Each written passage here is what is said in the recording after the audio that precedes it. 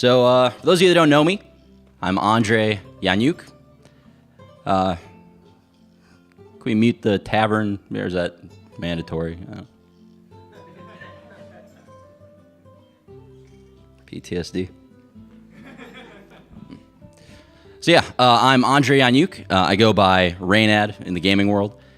I'm an old man when it comes to esports. I've been very active since about 2012 in the space, back when every frame of Counter-Strike had to be etched into a cave wall with a mallet. We've come a long way since then. I've been lucky enough to be a streamer, a pro player, a caster. I started an esports franchise, and I've since evolved that into more of a media company.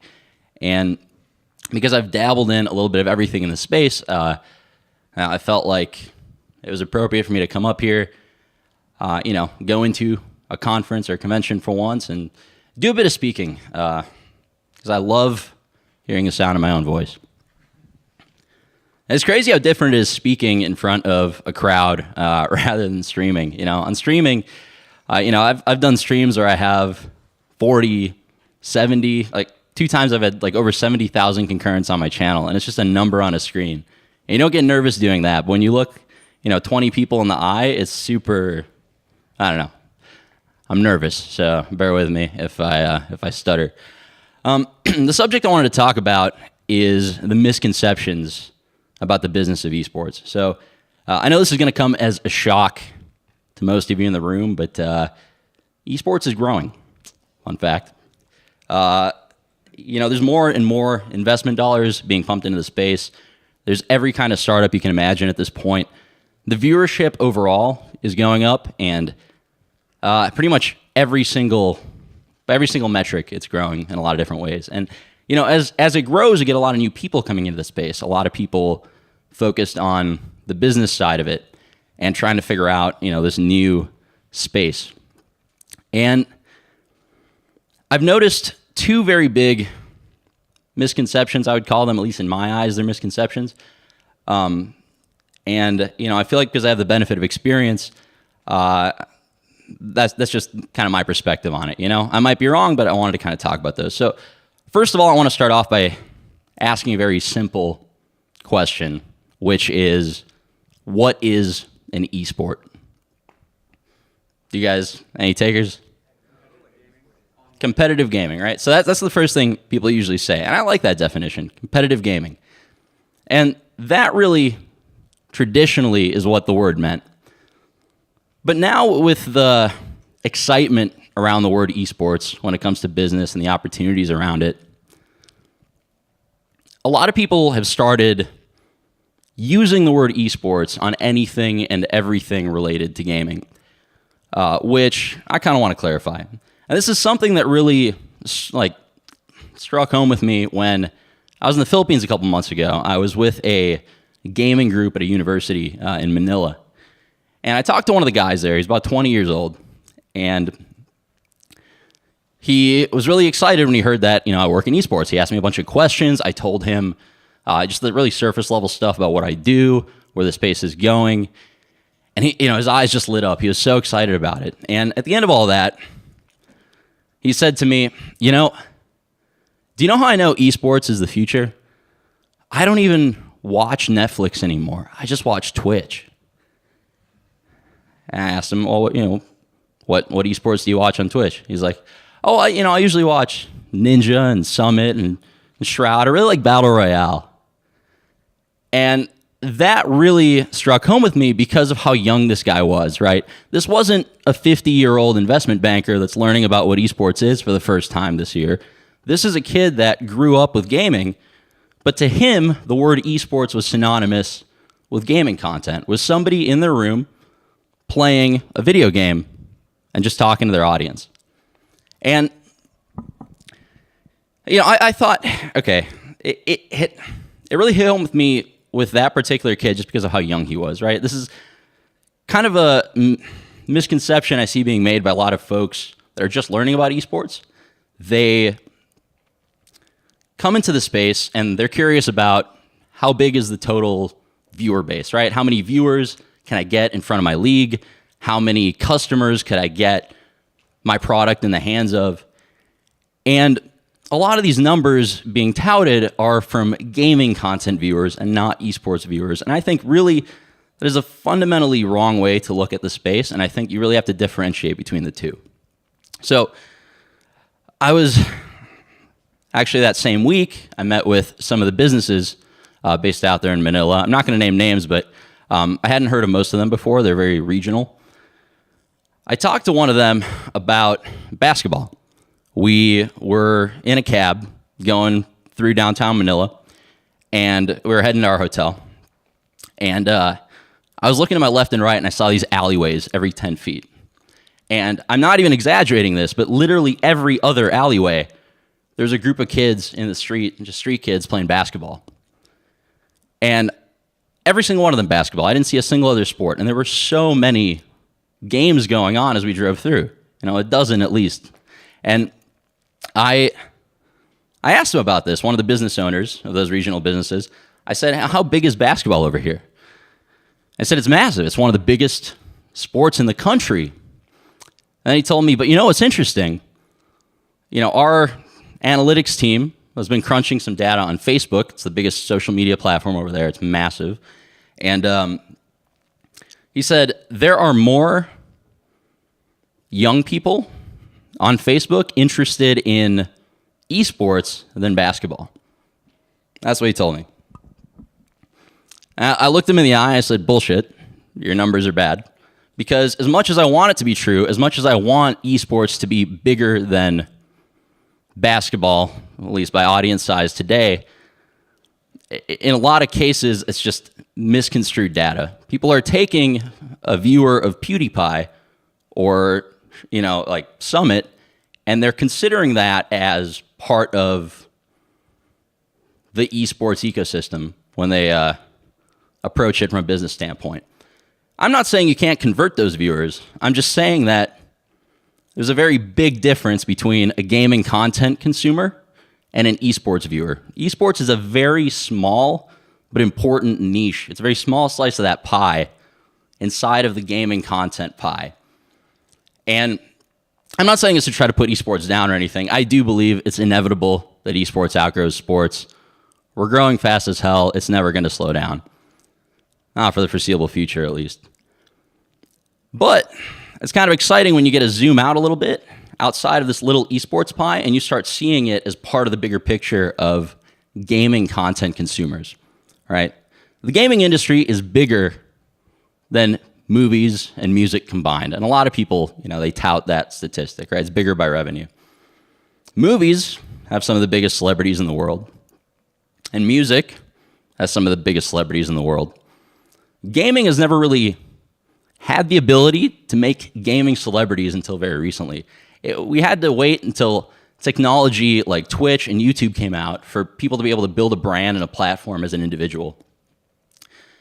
And now that they have, we've seen the growth. We're in the middle of the growth of gaming content. And I think it's really important to separate the esports viewership from that because there is definitely a lot of overlap. But the vast majority of gaming content viewers just don't care about esports. And that's just the honest truth of it right now. So that's kind of my first point. I think it's important to, define the difference there. The second thing I wanted to drive home is the fact that, based on all my years in esports, the one overarching truth that kind of guides all of my business decisions is that esports is cyclical. Everything is in cycles. Every game has a lifespan, and the platforms that are being played on, the games that are being played, are constantly in flux. How many of you cared about Fortnite 8 months ago? Be honest. I just made the biggest gaming celebrity of all time, that game. It's the biggest game in the world now. Back in 2012, when I was starting out, even before then, MMOs were a really big genre, right? World of Warcraft was kind of the king. The MLG tournaments, for those of you guys who have been watching that far back, they used to get hundreds of thousands of concurrents on World of Warcraft. Look at the state of the game today. I'm not saying this to fire shots at World of Warcraft. I'm just saying that as gaming trends change because of technology or because of new releases, the fat gets trimmed from a game's player base. So here's another big example, right? League of Legends, right? The entire reason I wanted to make an esports team is because I was in high school and I was watching the odd one get 45,000 concurrents from his living room jungling. I was watching every weekend of North American LCS hit over 400,000 concurrent viewers. 400,000. As much as Riot touts growth, those numbers pale in comparison today. I mean, you can make a million counter arguments for that and say that, the schedule's changed and there's more broadcasts and, there's a lot of different ways to interpret data, but simply, anecdotally from my experience, League of Legends is no exception to the rule. Successful games in esports, they go through a boom period. They're very, very popular, viewership peaks. You get a lot of that flux traffic, that casual consumer, the casual viewer that bounces between games. And then you go through this, stage 3 where you trim the fat and it gets down to the core player base. I don't want that to be interpreted as me saying League of Legends is dying and every game is dying. That's definitely not what I'm saying. It's not the case. But every game inevitably goes through this cycle of boom and wane where it gets down to the core player base. World of Warcraft's never going away. League of Legends is absolutely never going away.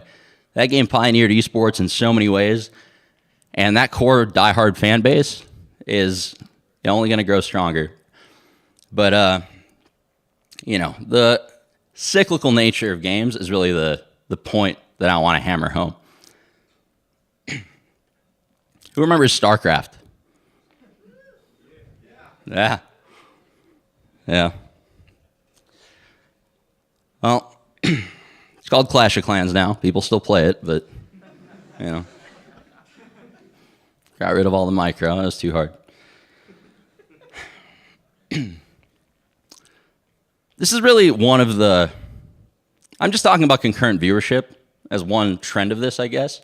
But there are a few other ways to look at it. Everybody always talks about the power of stardom, for example, when it comes to sports, right? The hallmark of a successful sport is the ability to create stars. So how does esport stardom compare to traditional sports, for example, right? If we're talking about the business of leagues, for example. All right, in the NBA, Kobe played at the top of his sport for 20 years. It's an extreme example, right? But a 20-year tenure as a leading player in the game. Who's the Kobe of esports, if we had to pick one? Faker. How long is the Faker dynasty? 3 years? If I were to ask a 16-year-old Overwatch League fanatic today, who is Boxer? Who's Fatality? Who's Rainhead? They'd call me washed up and my feelings would be hurt, but it's true. The career span of a professional esports player is not nearly as long as a traditional sport. So when we talk about stardom, it's very, very hard to build an enduring legacy during the 4-year, as an example, lifespan of an esport as a leading esport, right? If an esport is for 4 years, a tier 1 esport, a ton of viewership, it's a very small window as a player to build that legacy, that dynasty. If I were to ask a 16-year-old NBA fan who's Michael Jordan, they would know. Right? If I know something about sports ball, they definitely will. So that's kind of like a key difference, right? And I don't know if that's a symptom or a cause of the cyclical nature of gaming, but the truth is it is, right? I grew up begging for, $100 used PlayStation 1 for like 2 years up in Minnesota. And, now we have something with 100 times the computing power in our pocket. Platforms always change. Genres wax and wane in popularity. Who could have seen Battle Royale coming, It's just the nature of gaming. And there's nothing wrong with that. I actually think it's very beautiful how it's always changing and molding. But I want to talk about how that applies to business, right? So I'm going to use two examples of leagues, the leagues that probably drew the most money being poured into the space over the past 2 years. I'm going to talk about Overwatch League, and I'm going to talk about the NALCS, right? Two leagues that franchised, drew a lot of investor interest, especially from the sports space. I want to talk about why both of these, for an outside party that wasn't already in the leagues, were horrible investments, in my eyes, for different reasons. I'm going to start with the Overwatch League. So, $25 million, for those of you guys that didn't know, right, to get into Overwatch League. And a lot of the sports investors were drawn to this because, it's structured like a league. It's something that's familiar to them. It's something that they understand. And it's something that they were sold on in a lot of cases as a real estate play, right?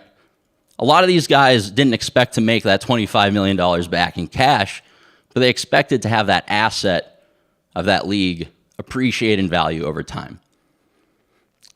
So my argument essentially is that is not, Manhattan real estate. It's Maldives real estate, right? The cycle, right? Eventually, let's assume the games weren't cyclical, right? Let's assume that Overwatch League comes out. They do everything right, which, by the way, I think they have. Blizzard's done a phenomenal job with that league. It's excellent execution. Let's say that the game never wanes in popularity. Let's say that Overwatch is not cyclical at all. Let's say that the player base of Overwatch doesn't matter what they're doing. The esports fans are going to keep growing regardless how big the player base is. And let's say it grows indefinitely, right? In that kind of world, that $25 million investment, 10 years, 25 years from now, that's worth a ton of money, right? Over $1 billion or whatever big number I want to pull out of my ass. It's just worth a lot of money, potentially, right? If it continues growing indefinitely. Now, if it's cyclical, obviously that's not enough time for your investment to appreciate. You're buying in early in stage one. It booms, right? It grows. But then you hit that stage 3, that waning point. And at that point, the value of your $25 million real estate goes down. And I might be wrong about this. Don't get me wrong. But that's just my perspective on it. A lot of the sports investors, at least the ones I spoke to over the past 2 years, they looked at esports as several different micro sports, which is not an inherently bad way to look at it. It's definitely true in a lot of cases. Their strategy was to pick the right horse to bet on. The number one question every single sports investor would ask, so I talked to a lot of them. First question they ask is, what games are you in? First question I would ask is, why does that matter? What games are you in? Because they see the esports landscape as a lot of different micro sports, what they want to do is pick the right horse to bet on. They want to pick the NFL and avoid picking curling or whatever. I don't know. No offense to curling fans.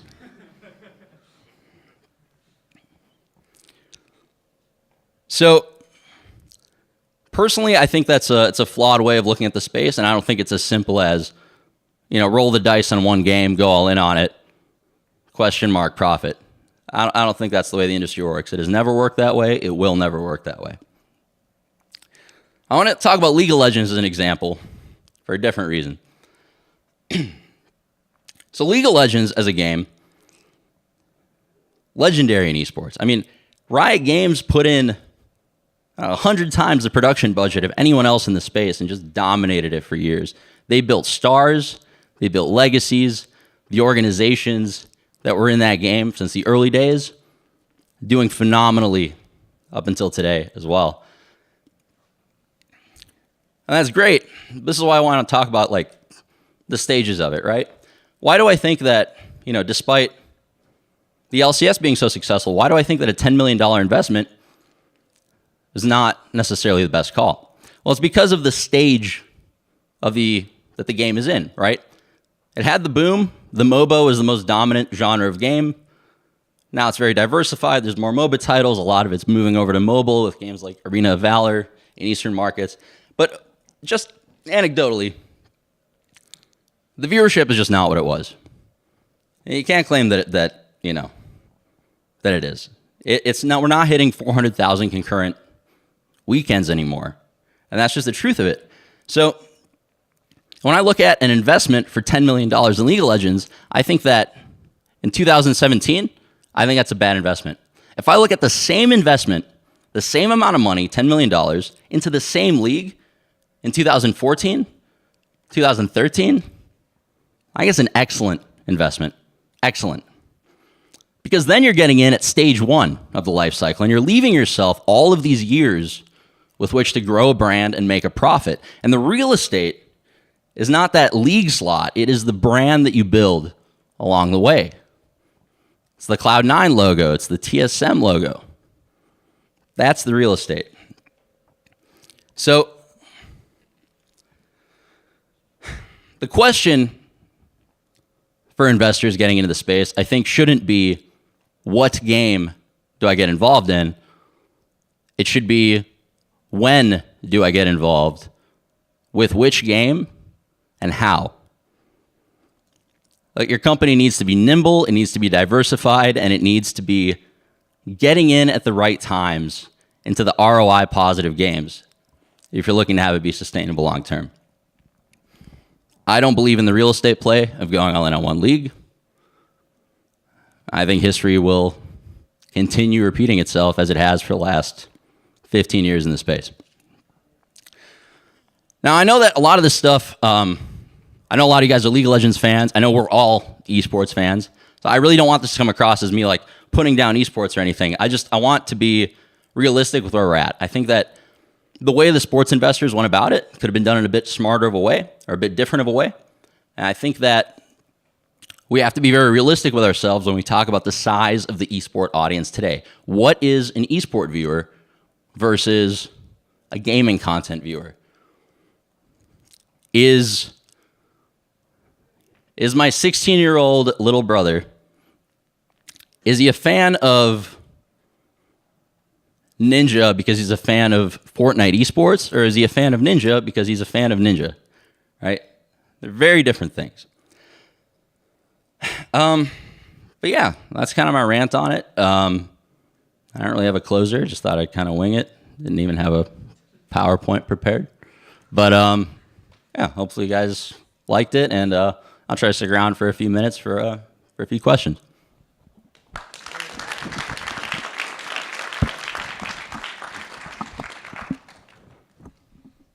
Show of hands if anyone has any. If not, it's okay. I'll just, hey.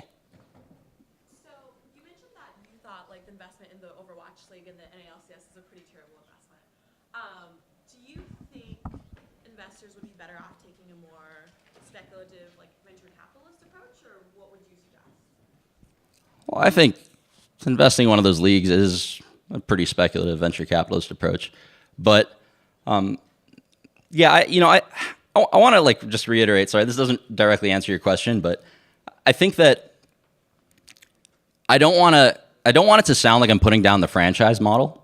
I actually have no issue with the franchise model. I think there's a ton of benefits. I think Overwatch League, since that is a stage one investment, just like I mentioned, NALCS in 2014, 2013, Overwatch League is a stage one investment. If the price was like 5 million, maybe 10, I think it's a solid investment. I think the number matters.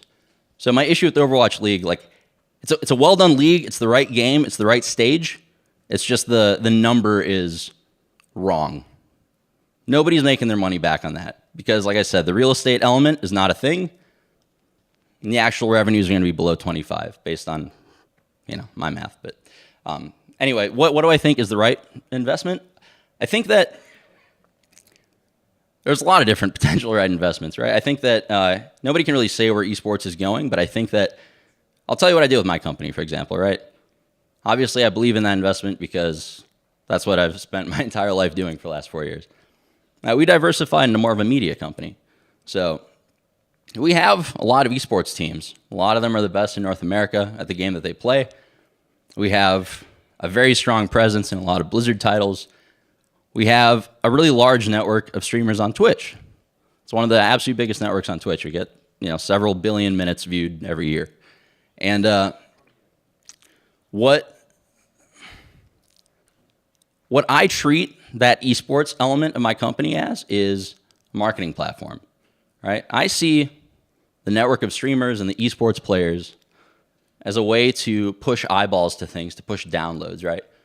So a lot of our clients are, for example, like Asian mobile game distributors, right? They want to release a game in North America.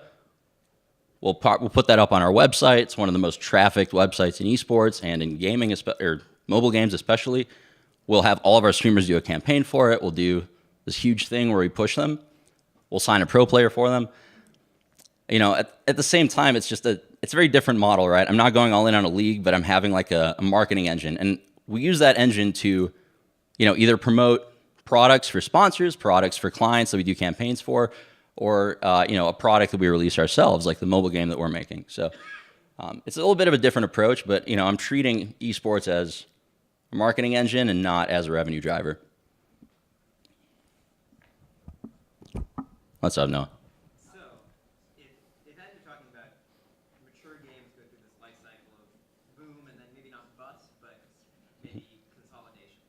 So you have your League of Legends, your Counter-Strike, your Hearthstone that always has its core user base that's never going to abandon it, even if it doesn't appeal to as many casual people. Then where eventually do the new players come from? If you keep releasing games and all these old games have their legacy player bases that are really loyal, how do you keep generating new user bases for future games that get released?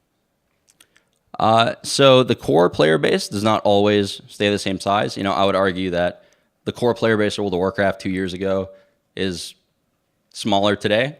The folks that still stick around, as a game, as an example on the extreme end of waning. But the new players come from a lot of different factors. More people are being exposed to gaming through new platforms, right? Cell phones were just not a thing, 2 decades ago. Now, more and more people, they get introduced to Candy Crush. They get introduced into some, new mobile game. Eventually, their cousin has a Wii U or a Nintendo Switch, and it kind of escalates from there. Gaming is becoming more mainstream. I think that's part of where the new users come from. I think mostly the users move as well. Like the vast majority of users, move game to game. So where did all the new Fortnite users come from? Well, look at the concurrent players for Counter-Strike or Overwatch, or like the similar titles that they come from, or PUBG, right? So I think a lot of it is them moving from other games, and I think a lot of it is that core group does shrink over time until the platform of the game becomes obsolete, and then maybe they release a sequel or updates. But yeah.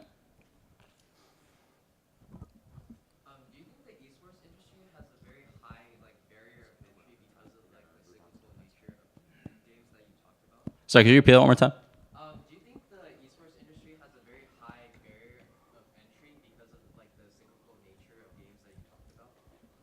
Well, when you say high barrier of entry, your question was, do I think there's a high barrier of entry to esports because of the cyclical nature? Do you mean as a player, as somebody that's looking to get a job in esports, as a streamer? There's a lot of different ways to get involved in esports, right? I think the cyclical nature is very good for content creators. I've seen a lot of folks struggle in 3 games that they play at a pro level, and then all of a sudden, boom, Overwatch comes out, and all of a sudden they're infamous, even though, in TF2 it wasn't as successful of a game. So I think it creates opportunity. I wouldn't say that it's a barrier at all. I think it just means there's a lot of windows to get involved in different ways. I'm sorry, guys, I gotta go. They're cutting me off, but I'll be doing a signing. If any of you guys want to walk over there, ask me questions, I'll be happy to talk to any of you guys. Thanks.